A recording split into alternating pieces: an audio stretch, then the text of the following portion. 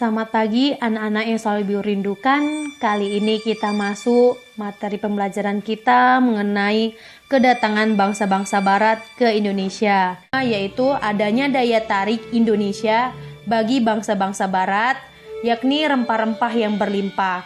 Di gambar kita bisa lihat rempah-rempah, ada bawang merah, bawang putih, jahe, kemiri, kunyit, dan masih banyak lagi yang terdapat juga di tempat tinggal kita. Dengan adanya rempah-rempah, bangsa barat bisa menjualnya kembali ke negaranya dengan harga yang lebih mahal. Latar belakang yang kedua yaitu adanya motivasi 3G atau semboyan 3G. Gold, Gospel, and Glory. Gold dalam bahasa Inggris yang artinya emas, di mana dilambangkan kekayaan. Jadi, tujuan bangsa barat Indonesia mencari kekayaan. Gospel ialah keinginan bangsa-bangsa barat untuk menyebarluaskan atau mengajarkan agama Kristen, karena sebagian bangsa-bangsa barat menganut agama Kristen. Glory yang bermakna kejayaan.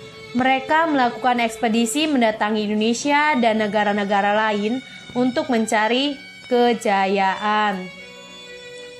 Latar belakang yang ketiga yaitu revolusi industri adalah pergantian atau perubahan secara menyeluruh dalam memproduksi barang dari sebelumnya menggunakan tenaga manusia dan hewan menjadi tenaga mesin. Dengan menggunakan mesin uap yang dapat dijadikan penggerak perahu, menjadikan produksi lebih efisien, ongkos produksi dapat ditekan, dapat memperpendek waktu perjalanan, barang dapat dibawa dalam jumlah yang besar. Selain mesin uap, revolusi industri didukung berbagai penemuan lain, seperti kompas, mesin pemintal, dan sebagainya. Nah, setelah membahas latar belakang kedatangan bangsa-bangsa barat ke Indonesia, selanjutnya kita membahas tentang proses kedatangan bangsa-bangsa barat ke Indonesia. Perhatikan peta rute kedatangan bangsa Belanda ke Indonesia. Selain bangsa barat yang datang ke Indonesia, ada Portugis, Spanyol, dan Inggris. Kita masuk kedatangan bangsa Portugis ke Indonesia. Tokoh pertama yaitu pada tahun 1486, Bartolomeus Dias melakukan pelayaran pertama. Ia bermaksud melakukan pelayaran ke India, namun mereka menyusuri pantai barat Afrika yang di mana wilayah tersebut dikenal Tanjung Harapan. Kemudian Bartolomeus Dias kembali ke Portugis karena ada gelombang atau badai besar, dan dia tidak sampai ke Indonesia. Dan ini peta rute kedatangan Bartolomeus Dias perjalanannya. Dan kita masuk bangsa Portugis, tokoh kedua yaitu Vasco da Gama. Pada tahun 1498 bergerak dari Lisabon ke arah selatan menyusuri pantai barat Afrika sampai di ujung selatan benua Afrika. Kemudian melanjutkan perjalanan di Kalkut, India, namun belum menemukan hasil juga. Dan ini ia sebenarnya ingin menjelajahi daerah timur lainnya, Malaka dan Maluku, sedangkan Maluku adalah pusat perdagangan rempah-rempah. Ini peta rute perjalanan Vasco da Gama yang bergaris merah. Nah, kita masuk ke tokoh yang ketiga. Pada tahun 1511, di bawah pimpinan Alfonso de Albuquerque, ia berhasil menguasai Malaka dan Myanmar. Selanjutnya, Portugis menjalin hubungan dagang dengan Maluku. Pada tahun 1512 sampai di Maluku dan bersahabat dengan Ternate. Dan pada saat itu Sultan Ternate sedang bermusuhan dengan Raja Tidore, sehingga Portugis berhasil mendirikan Benteng Santo Paulo di Ternate sebagai tempat perlindungan dari serangan musuh dan mendapatkan hak monopoli perdagangan rempah-rempah.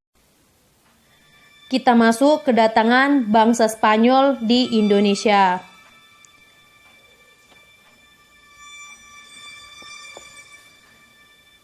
Christopher Columbus bermaksud mencapai Hindia Timur dari arah barat. Columbus mengira ia telah sampai di Hindia dari arah barat. Ia menamakan penduduk asli kawasan itu sebagai Indian. Kekeliruan Columbus itu menghasilkan sebutan Hindia Barat untuk Amerika.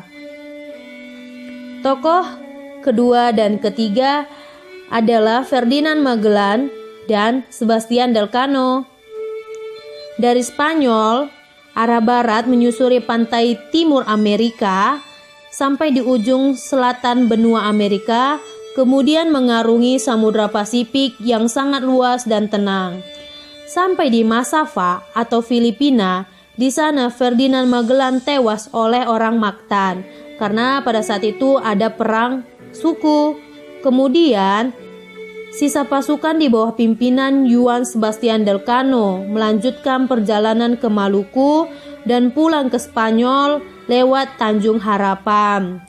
Karena bertemunya Portugis dan Spanyol di Maluku, muncul perjanjian Saragossa pada tahun 1526 yang isinya pembagian wilayah operasional. Portugis di Maluku sedangkan Spanyol di Filipina. Ini adalah peta jalur pelayaran penjelajah Spanyol. Kita masuk ekspedisi bangsa Inggris. Setelah Portugis berhasil menemukan Kepulauan Maluku, perdagangan rempah-rempah semakin meluas. Dalam waktu singkat, Lisbon berkembang menjadi pusat perdagangan rempah-rempah di Eropa Barat. Inggris pun mengambil keuntungan besar dalam perdagangan rempah-rempah karena Inggris mendapatkan rempah-rempah secara bebas dan murah di Lisabon. Inggris pun menjual rempah-rempah di daerah Eropa Barat hingga Eropa Utara. Tetapi akibat Inggris terlibat konflik dengan Portugis sebagai bagian dari perang 80 tahun, maka Inggris mulai mengalami kesulitan mendapatkan rempah-rempah. Karena itu, Inggris berusaha mencari sendiri negeri penghasil rempah-rempah. Pada saat perang terjadi, banyak anggota masyarakat yang tidak terlibat dalam perang justru mengadakan pelayaran dan menjelajahan untuk menemukan tempat penghasil rempah-rempah. Pada tahun 1600,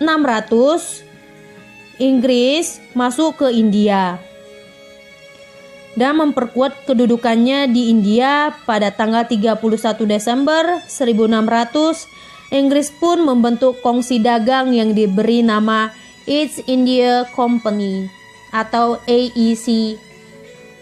Dan kita masuk kedatangan bangsa Belanda di Jayakarta. Latar belakangnya yaitu pertama, perang selama 80 tahun antara Belanda dengan Spanyol. Oleh Spanyol, para pedagang Belanda tidak diizinkan membeli rempah-rempah yang berpusat di Lisabon.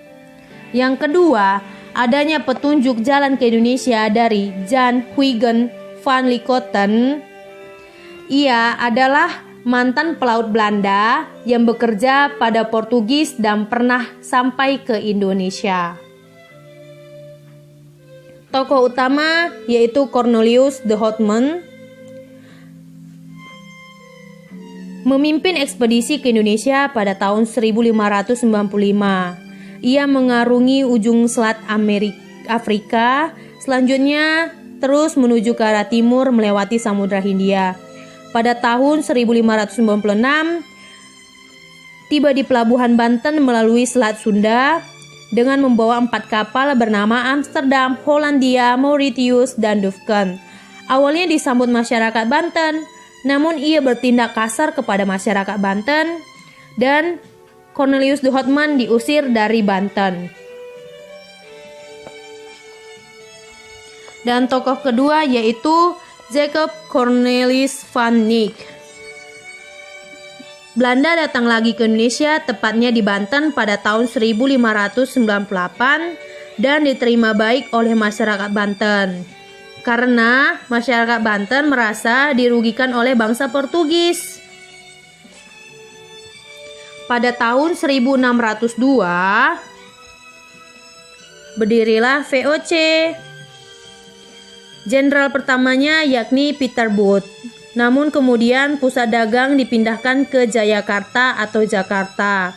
Karena VOC memandang bahwa Jawa lebih strategis sebagai lalu lintas perdagangan.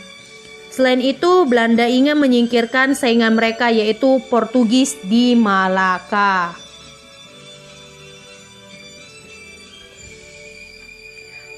Pangeran Jayawikarta atau penguasa bagian wilayah Banten memberi izin kepada VOC untuk mendirikan kantor dagang di Jayakarta. Selain memberikan izin kepada VOC, Pangeran juga memberi izin kepada AEC. Nah, kebijakan ini membuat Belanda merasa tidak menyukai Pangeran Jayakarta. Dan Jenderal VOC Jan Pieters Joen Koen, Gubernur Jenderal VOC keempat dan kelima, membujuk penguasa kerajaan Banten untuk memecat Pangeran Jayawikarta, sekaligus memohon agar izin kantor dagang AEC dicabut. Dan pada tanggal 31 Mei 1619, keinginan VOC dikabulkan Raja Banten. Momentum inilah yang kemudian menjadi mata rantai kekuasaan VOC dan Belanda pada masa berikutnya. VOC menikmati keluasan dan kelonggaran yang diberikan penguasa Banten. Jayakarta oleh VOC diubah namanya menjadi Batavia.